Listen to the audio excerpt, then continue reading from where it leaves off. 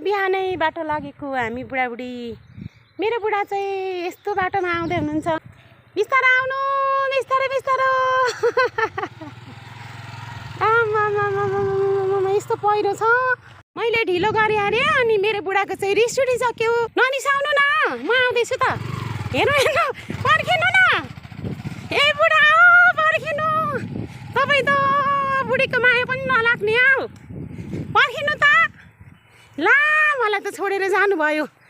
मैले अलमल गरेँ अरे अनि मेरो बुढाले छाडेर जानुभएको। ल हेर त।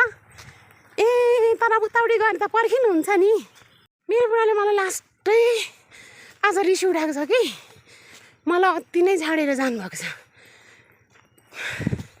मेरो सास बढ्यो। कति धेरै टाढो बाटो हिँडायो, मलाई अति रिस उठ्यो।